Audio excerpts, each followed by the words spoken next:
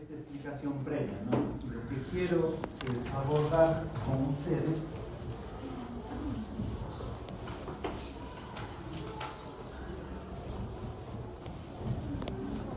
va a ser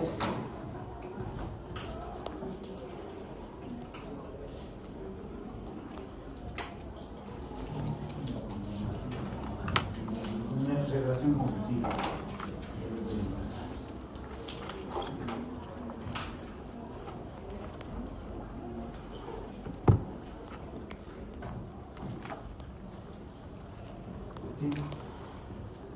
Vamos a empezar este tema de normativa ambiental en el Ecuador haciendo algunas consideraciones previas.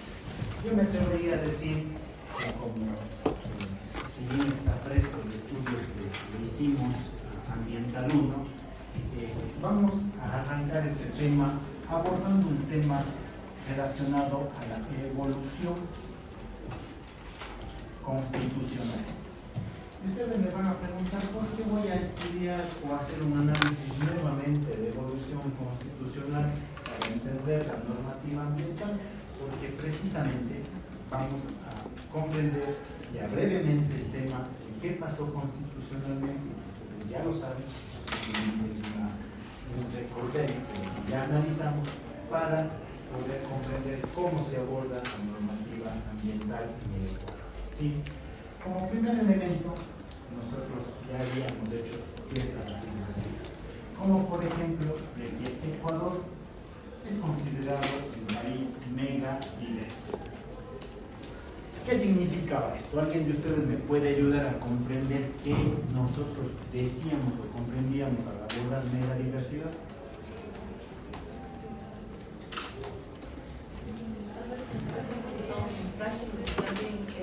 Son únicas en el mundo. ¿No puedes repetirme, por favor? América es el hogar de especies que son frágiles y también son únicas en el mundo, al igual que los ecosistemas. ¿Ya? ¿Qué otra concepción puede ser mega diversidad?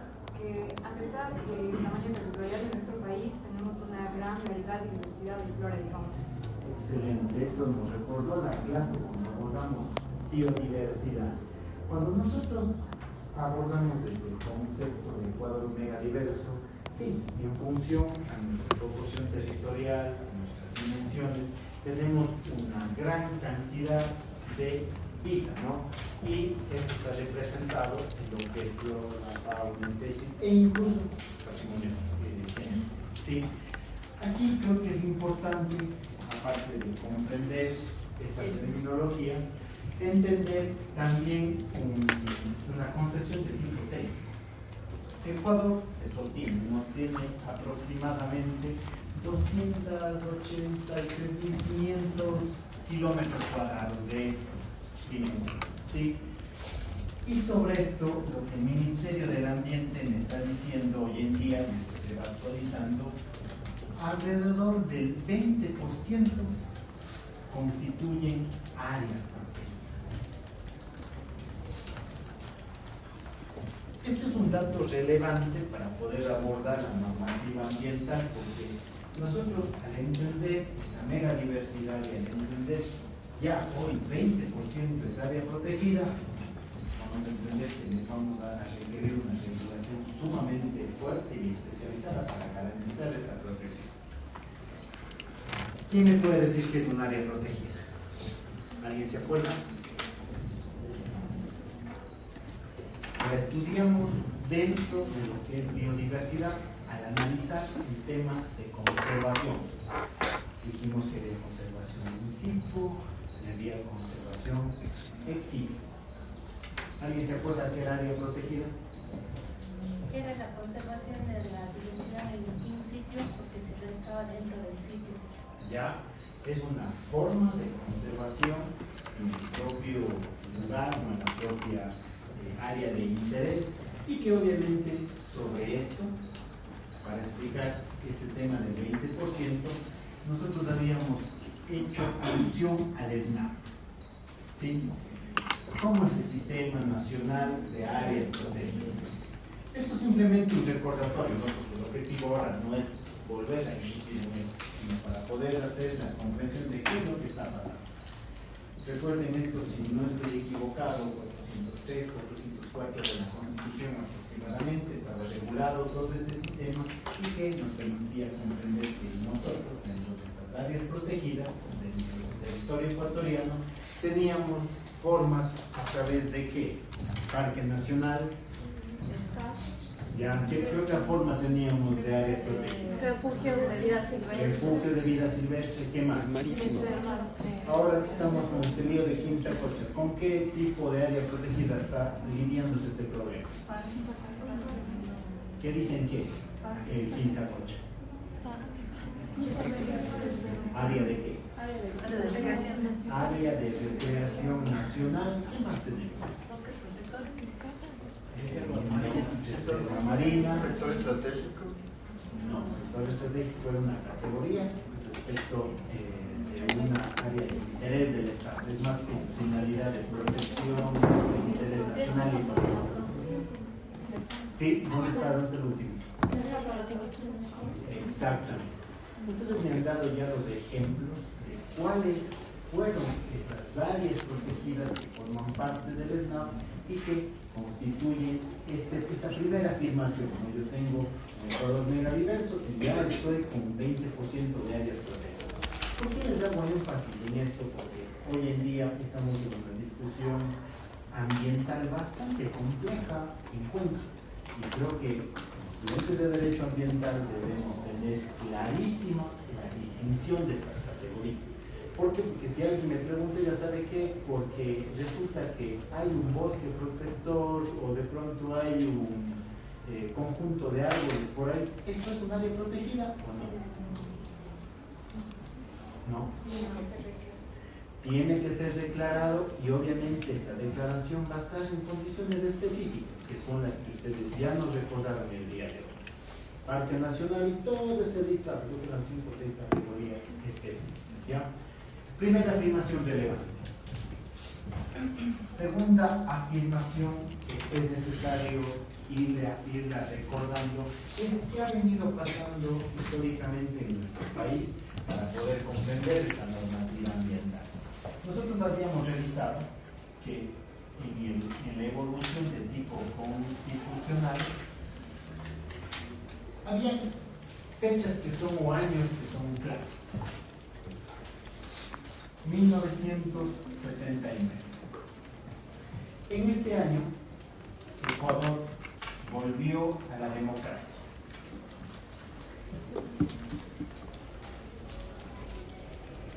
Es relevante este dato porque a partir de esto, Ecuador denota su interés por proteger el ambiente.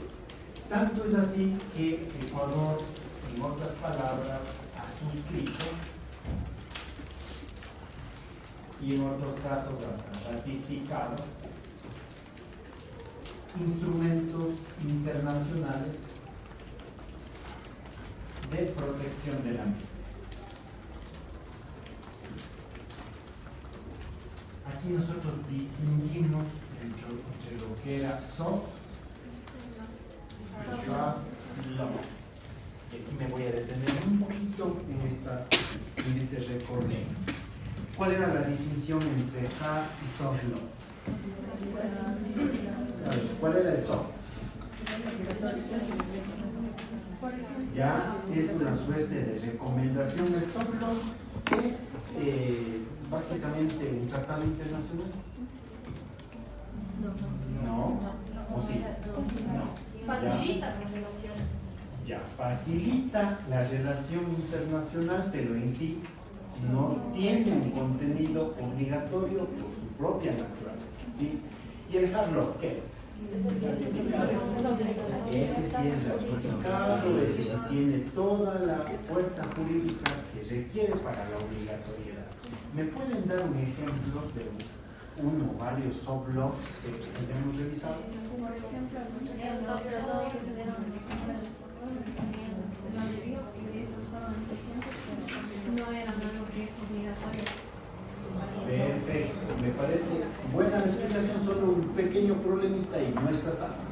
Solo es una declaración de Estocolmo, la declaración de Río, que ahí nosotros encontramos una serie de principios que básicamente representaban una motivación que hacían a nivel internacional a efectos de que el Estado, todos los estados que suscribían estas declaraciones, implementen acciones diversas.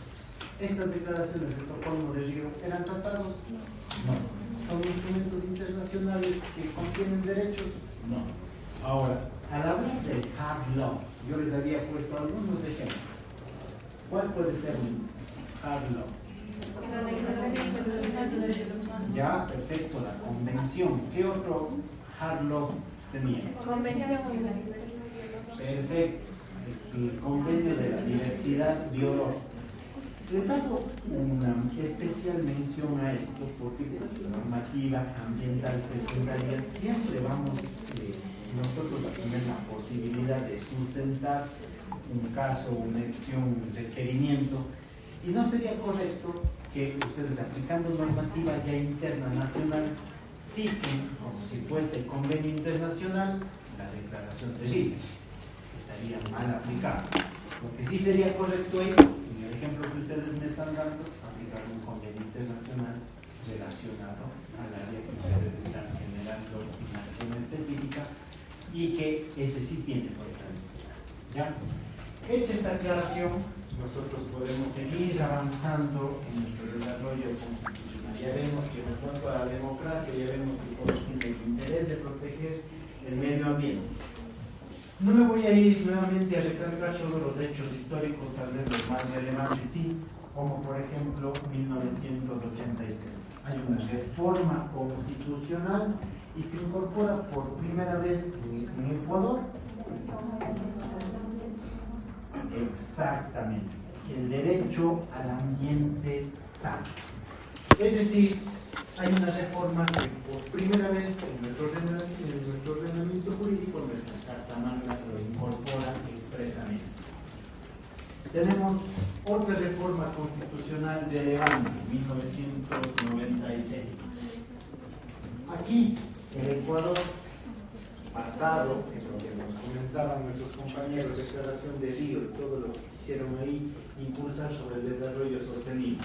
Se incorpora en esta reforma constitucional precisamente este concepto de desarrollo sostenible. ¿Qué era el desarrollo sostenible? Conceptos básicos, que eso sí necesito que vayamos manejando a efecto de todo lo que vamos a revisar nuevamente. El aprovechamiento de los recursos sin comprometer a los recursos, o sea, de la forma responsable, sin comprometer a los recursos de las futuras generaciones. Perfecto. Es decir, es ese parámetro con el cual nosotros podemos aprovechar nuestros recursos naturales para solventar necesidades actuales, tal cual nos dice nuestra compañera, sin comprometer las necesidades y la satisfacción de requerimientos de futuras generaciones. En otra palabra, es la balanza que me dice que cuándo sí puedo aprovechar y cuándo no. Voy a garantizar siempre derechos de las personas y obviamente los derechos de las nacionales. Vamos a 1998. ¿Sí? Desde el mismo enfoque evolución constitucional. En 1998 yo tengo dos cosas relevantes. Parámetro ambiental. Uno, que se incorpora como deber del Estado la protección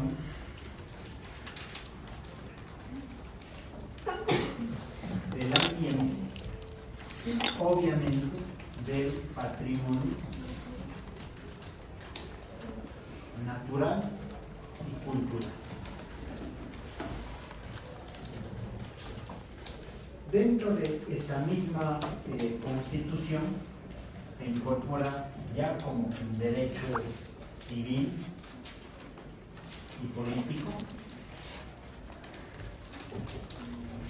el derecho al ambiente sano, ecológicamente equilibrado, libre de contaminación. ¿Sí? Estoy pasando rápidamente en la historia ecuatoriana a efectos de comprender cómo ha venido dándose ciertas cosas, ¿no? Y cómo han ido ya plasmándose poco a poco ciertos elementos que tienen como finalidad la protección ambiental. ¿Sí? Pero todo esto al final va a marcarse en un hito que es sumamente relevante para nosotros, que es 2007. ¿Qué tenemos en 2007? Tenemos una asamblea constituyente que tuvo una suerte de actores relevantes. ¿Se acuerdan ustedes cómo revisamos quiénes eran nuestros actores relevantes de la asamblea constituyente? Ya son académicos, ya investigadores, Ramiro Ávila, Alberto Acosta, pero ya pueden ser investigadores. ¿Quiénes más fueron relevantes? Movimiento indígena,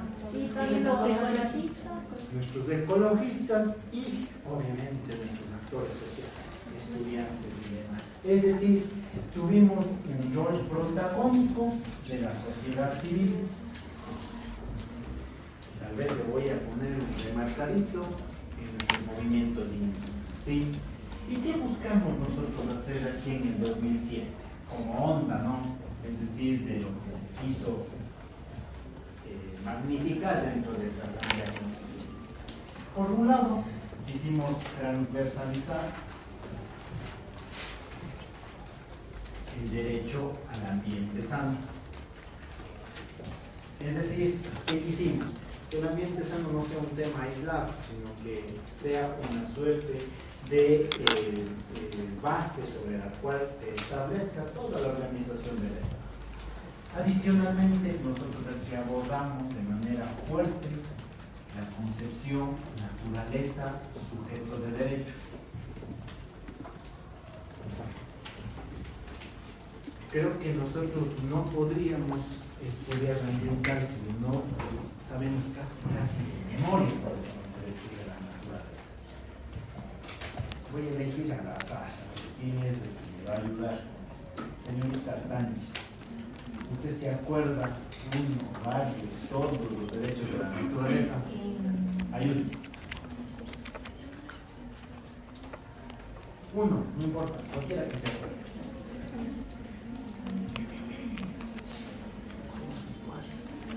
Nosotros hicimos doble categorización. ¿Alguien que le ayude? Lo habíamos hecho primero en el artículo 31, tendríamos los derechos de respeto de la integración de los derechos de la naturaleza. Teníamos derecho a su estructura, a su conservación, a su regeneración biológica, respeto a sus ciclos vitales. Muy bien. Muy bien. ¿El otro derecho que nos falta por ahí? Restauración. Perfecto. Voy a ser bien insistente en esto porque no podríamos nosotros estar estudiando ambiental sin entender el alcance de lo que es el derecho al ambiente sano y mucho peor sin entender qué mismo dice que son los derechos de la naturaleza. Y sí, les recuerdo, ¿no? Porque lo mismo está plasmado en el Código Orgánico del Ambiente. Derechos de la naturaleza, categorizan, recuerden, estuvimos a René Redón. ¿Qué nos dijo este ser humano bastante estratégico para estudios? Verá, yo lo concibo como conservación integral y regeneración, ¿ya? Perdón, restauración, ¿ya? Conservación integral, restauración. Sobre el tema de la conservación integral, tal cual ya nos había dicho nuestra compañera que tenía que se respete su existencia, mantenimiento, regeneración de sus ciclos vitales, estructura, función, proceso evolutivo. Si nosotros queremos ir a buscar los derechos de la naturaleza, ¿en dónde están? Perfecto, 71 y 72 de la Constitución. Ojo, cuando yo quiero entender naturaleza, sujeto de derechos, la respuesta en dónde está. Constitución de la República, artículo 11, párrafo 2. Ahí está regulado y dicho, naturaleza es sujeto de derechos. ¿Sí? Seguimos con el efecto constituyente, ¿no? Igual les voy a poner aquí los artículos para hacer mención. Yo te hubiese puesto ya te doy y la gorra también. Está 71, 72, 73 y 74 principalmente. Tenemos aquí un elemento relevante que igual se ha tomado del movimiento indígena, que qué es nuestra forma en la que vamos a conseguir el desarrollo. ¿Alguien se acuerda cuál era ese término que están utilizando constitucionalmente para entender cómo vamos a buscar el desarrollo? Desarrollo sostenible es una causa. Perfecto. Teníamos dos cosas medio, una de la concepción ancestral, que es el suma causa, exactamente, y el buen vivir.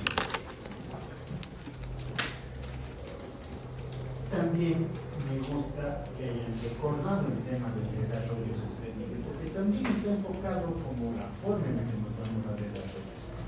Y aquí es obvio, ¿no? Nuestra cosmovisión andina va a buscar encontrarle a la Pachamama como el corazón de la vida, ¿sí? Pachamama, naturaleza, madre tierra, tiene un montón de concepciones y visiones, pero en otras palabras, siendo muy concreto, eso lo que estamos expresando en esos elementos propuestos en el 2007 en la Asamblea Constituyente fueron los que dieron a luz a nuestra Constitución de 2008. Vamos a centralizar acá en hechos relevantes como son, que es lo que actualmente tenemos vigente. Aquí lo primero que vamos a encontrar es naturaleza sujeto de derechos, ¿no es cierto? Luego vamos a tener un punto que fue objeto de discusión en clase nuestra y que comprende el hecho de que ¿qué mismo son? Biocéntrico, antropocéntrico, ecocéntrico. ¿Cuál es el enfoque que tenemos?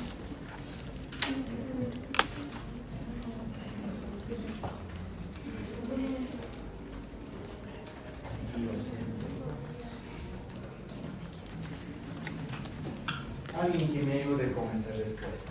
O ya evolucionamos al ecocéntrico. Del bio al Por sentencia de la Corte Constitucional que han sido de carácter ecocéntrico. Interesante. ¿Recuerdan ustedes de esas sentencias que revisamos?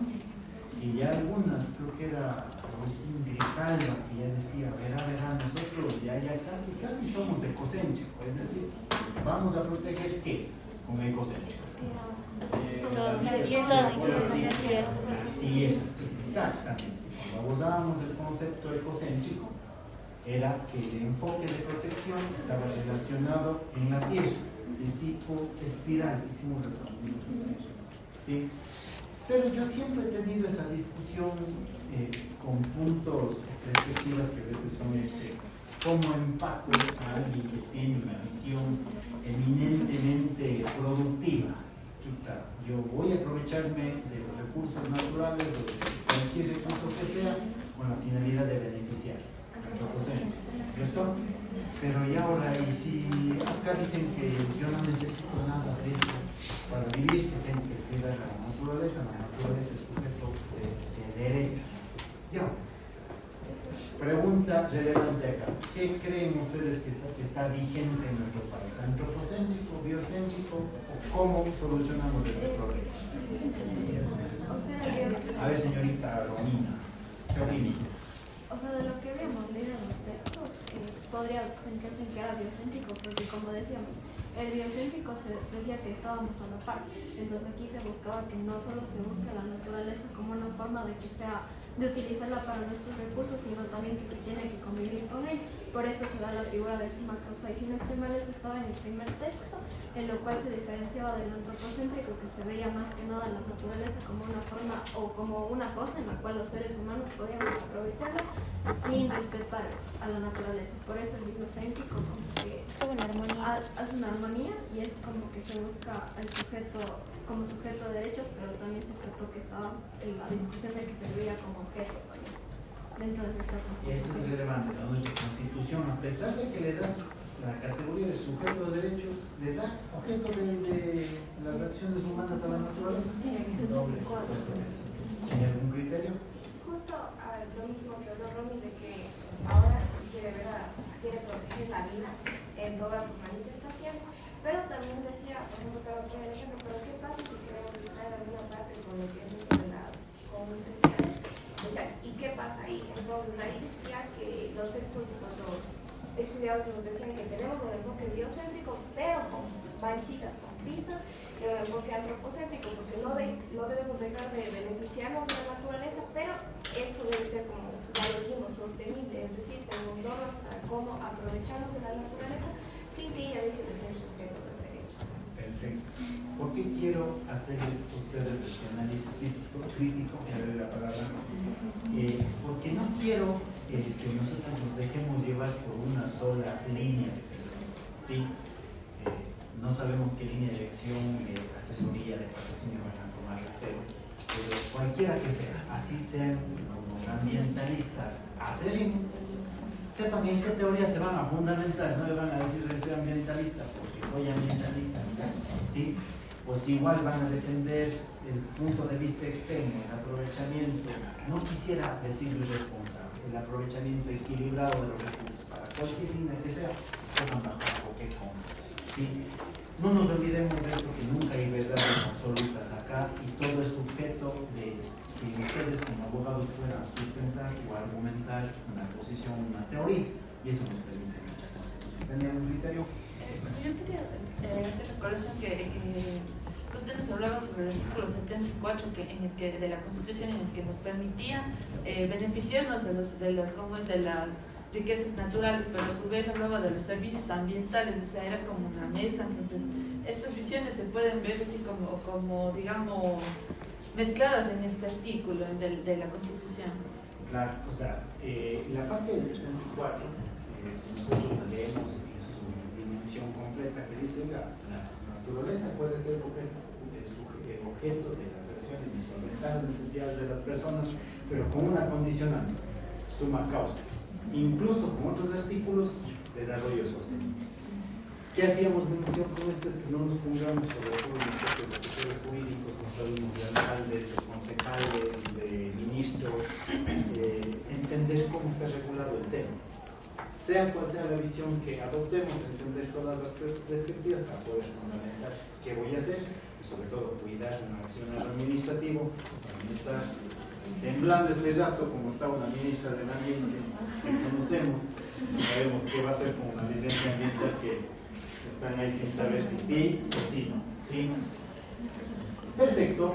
Creo que aquí, aparte de generar esta discusión crítica, quiero que ustedes la puedan tener, hay que ir también haciendo énfasis a otros análisis y sobre todo regulaciones que queremos nosotros ya comprender, que tenemos en esta Constitución del 2008. ¿Sí?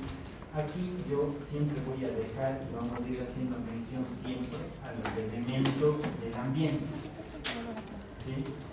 No se olviden que esta parte nosotros la estudiamos bien detalladamente desde, si no me equivoco, 395 al 415 de la Constitución, en donde fuimos junto a ustedes explorando todos esos elementos e incluso dándole esa perspectiva práctica de cómo mismo está regulado cada cosa. ¿Sí? Revisamos brevemente suelo, subsuelo, biosfera, agua, entre otros elementos. Desde lo que decía el señor Morocho, recursos naturales no renovables como sectores también. ¿Sí? ¿Por qué es importante entender esto? Porque luego que vayamos haciendo el abordaje administrativo ambiental, esto va a estar regulado en esta normativa, porque nosotros lo que hicimos es un aproximamiento de tipo constitucional, de cómo están esas bases, normas, principios, valores de tipo Carta Magna, para ver ahora cómo en la práctica van haciéndose operativos, y viendo como en otros casos se queda letra muerta y al final queda como un lindo poema de Neruda que no es verdad. ¿Sí?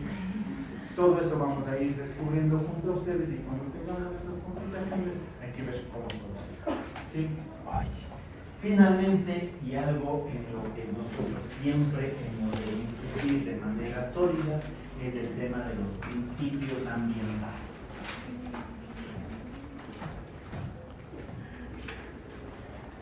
¿Recuerdan ustedes qué dijimos que era un principio? Mandato de optimización. Perfecto. ¿Es lo mismo un principio que una regla? ¿Cuál es la diferencia? La regla funciona mientras que un principio puede ser cumplido en gradualidad. Perfecto. ¿Por qué es importante entender esa concepción? Porque ya me pasó recién en mi caso, en la misma autoridad de una alcaldesa estaba sancionando a un cliente invocando como regla un principio. Creo que el asesor que le está ayudando, el procurador síndico, no ha tenido, ustedes a mí, el esfuerzo por comprender esta distinción, ¿sí? Tal cual. Un principio, mandato de optimización, debemos entender un precepto que tiene un valor normativo, tal cual nos dice nuestra compañera, que puede ser cumplida en un alcance, en una dimensión que a veces es mayor o a veces es menor, ¿sí? Pero al final forma parte de los preceptos jurídicos que son indispensables para nuestro estudio del tipo ambiental. ¿Recuerdan ustedes principios que ya hemos estudiado? Legitimación activa, ¿qué más? Precaución, prevención, no se les ha olvidado. Pero ahora voy con una pregunta importante. Voy a ver quién me puede ayudar. Señor Bermeo, ¿cuál es la diferencia entre prevención y precaución? ¿Por qué pregunta tan fácil? Prevenir, evitar. ¿Cuál es la diferencia? Prevenir, evitar, y precaución es precaución. Había una palabrita La que prueba, nosotros no había prueba. utilizamos ahí para No te podías distinguir la anticipar. prevención de la precaución. A ver, ayúdenme ustedes. ¿Cuál es la diferencia entre prevención y precaución? Prevención, como había dicho, previene cierta situación, pero a diferencia de la precaución, esta tiene certeza científica, es algo que está comprobado de que va a ocurrir. En cambio, la precaución no existe esa certeza científica, por algo solo es como que siendo precavidos a lo que puede tal vez ocurrir. Perfecto, muy bien. El día de mañana voy a iniciar haciendo una suerte de revisión de estos principios que ya analizamos anteriormente para recapitular y sobre todo para hacer un énfasis en ciertos que de pronto se me fueron desde la perspectiva constitucional. Y un simple comentario que les voy a hacer antes de terminar la clase. Estuve con el tribunal de tesis, de un trabajo sumamente interesante del compañero acá de la facultad que se está graduando, que había hecho sobre el principio de prevención en la zona marítimo-costera del Ecuador. Qué duro, imagínense. El cuencano teniendo que ir allá a hacer un estudio jurídico con todo un análisis bastante amplio de ese tema. Un trabajo sumamente bueno, con información, con incluso perspectiva normativa secundaria, pero al momento de hacer la exposición yo hago la pregunta, digo, ya básicamente doctor, yo digo amigo, digo, ¿cuál es la diferencia entre prevención y precaución? Y me dio la concepción al revés, le digo, prevención es cuando, en otras palabras, no tengo que hacer.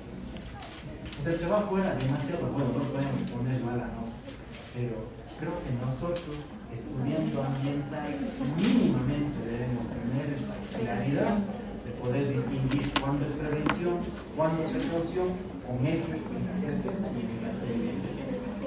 Muchas gracias, chicos, nos vemos el día de mañana.